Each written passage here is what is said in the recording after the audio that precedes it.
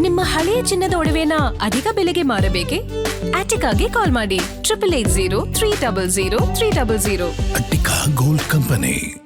ಹುಕ್ಕೇರಿ ರೈತರ ಕಣ್ಣೀರಿಗೆ ಕೊನೆಗೂ ಸ್ಪಂದಿಸಿದ ಅಧಿಕಾರಿಗಳು. ಹುಕ್ಕೇರಿಯ ಕೊಟಬಾರಿ ರೈತರ ಹೋರಾಟಕ್ಕೆ ಕೊನೆಗೂ ಸ್ಪಂದನೆ ಸಿಕ್ಕಿದೆ.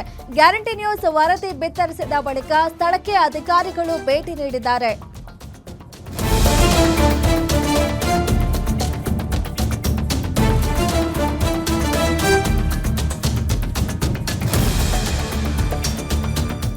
ಹುಕ್ಕೇರಿ ರೈತರ ಕಣ್ಣೀರಿಗೆ ಅಧಿಕಾರಿಗಳು ಕೊನೆಗೂ ಸ್ಪಂದಿಸಿದ್ದಾರೆ.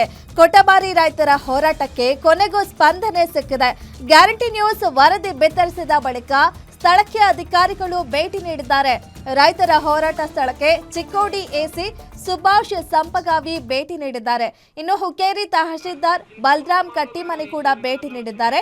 ಮತ್ತೊಬ್ಬ ತಹಶೀಲ್ದಾರ್ ರಾಜೇಶ್ ಬುರ್ಲಿ ಭೇಟಿ ಕೊಟ್ಟು ರೈತರ ಮನವಿಯನ್ನ ಸ್ವೀಕಾರ ಮಾಡಿದ್ದಾರೆ. ಕೊಟಬಾರಿ ಏತ ನೀರಾವರಿಯ ಸ್ಥಿತಿಗತಿ ಕುರಿತು ಅಧಿಕಾರಿಗಳಿಂದ ಮಾಹಿತಿ ಪಡೆದಿದ್ದಾರೆ. ಏತ ನೀರಾವರಿಯಿಂದ ಹನಿ ನೀರು ಸಿಗದ ಬಗ್ಗೆ ಅನ್ನದಾತರು ತಮ್ಮ ಅಳಲನ್ನ ಹೇಳ್ಕೊಂಡಿದ್ದಾರೆ ಅಧಿಕಾರಿಗಳೊಂದಿಗೆ. ಕಳೆದ 25 ದಿನಗಳಿಂದ ಅಲ್ಲಿನ ರೈತರು ಅನಿರ್ದಿಷ್ಟಾವಧಿ ಹೋರಾಟವನ್ನ ನಡೆಸ್ತಾ ಇದ್ರು, ಉಪವಾಸ ಸತ್ಯಾಗ್ರಹವನ್ನ ನಡೆಸ್ತಾ ಇದ್ರು. ರೈತರಾಗಿರ್ಬೋದು, ಮಹಿಳೆಯರು, ವೃದ್ಧರು ಪ್ರತಿಯೊಬ್ಬರು ಕೂಡ ಈ ಏತ ನೀರಾವರಿಯಿಂದ ನಮಗೆ ನೀರು ಸಿಗ್ತಾ ಇಲ್ಲ, ನಮಗೆ ನ್ಯಾಯ ಕೊಡಿಸಿ ಅಂತ ಹೇಳಿ ಅಲ್ಲಿ ಸತ್ಯಾಗ್ರಹವನ್ನ ಮಾಡ್ತಾ ಇದ್ರು. ಆದ್ರೆ ಯಾವೊಂದು ಅಧಿಕಾರಿಗಳು ಕೂಡ ಜನಪ್ರತಿನಿಧಿಗಳು ಕೂಡ ಅವರಿಗೆ ಸ್ಪಂದನೆಯನ್ನ ನೀಡಿರಲಿಲ್ಲ. ಇನ್ನು ಈ ಬಗ್ಗೆ ಗ್ಯಾರಂಟಿ ನ್ಯೂಸ್ ಸತತವಾಗಿ ಸುದ್ದಿ ಪ್ರಸಾರ ಮಾಡಿತ್ತು.